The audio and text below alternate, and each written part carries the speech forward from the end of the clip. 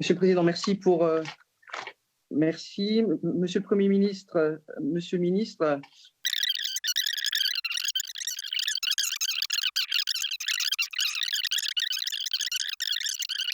enfin, par rapport au traitement, moi je souhaiterais entendre de manière claire ce qu'on pense sur l'utilisation du protocole du professeur Raoult de l'hydroxychloroquine et de l'azithromycine.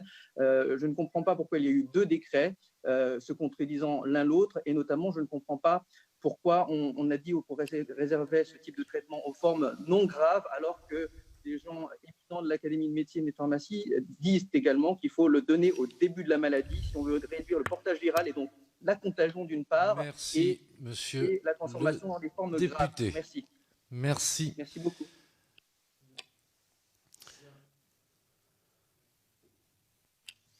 Monsieur le Premier ministre, sur ces 5 questions des 5 collègues. Pardon.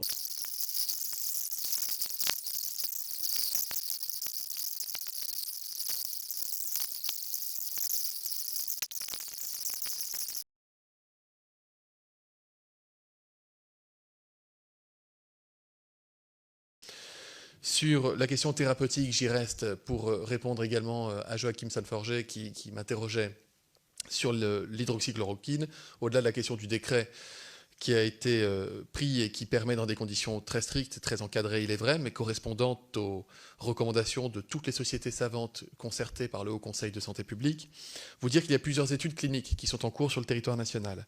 Il y a une grande étude multicentrique européenne qui s'appelle l'étude Discovery, qui teste 5 branches thérapeutiques, c'est-à-dire qu'on teste non seulement l'hydroxychloroquine, mais également d'autres antiviraux, remdesivir et d'autres molécules. Plusieurs centaines de patients sont déjà inclus et j'attends des résultats intermédiaires de cette étude dans les prochains jours. Il y a également, pour les citer, une étude qui a démarré à Angers, qui teste la combinaison hydroxychloroquine-azithromycine versus hydroxychloroquine seule.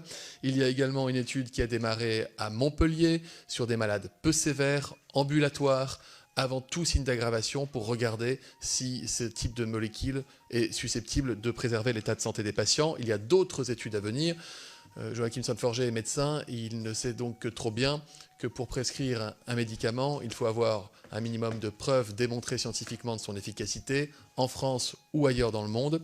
Aucun pays aujourd'hui n'est allé au-delà de l'autorisation. L'Italie a pu autoriser la prescription en pharmacie, s'est trouvée en situation de pénurie de médicaments pour des malades qui ont des maladies chroniques et qui ont besoin assurément de ce type de traitement. Croyez-moi, s'il y a un médicament, qu'il soit celui-ci ou un autre, capable d'améliorer l'état de santé des Français, nous mettrons tout en œuvre pour le rendre disponible dans les meilleures conditions et surtout les meilleurs délais. Je vous le dis, tout est mis en œuvre pour que les études de protocole clinique fonctionnent.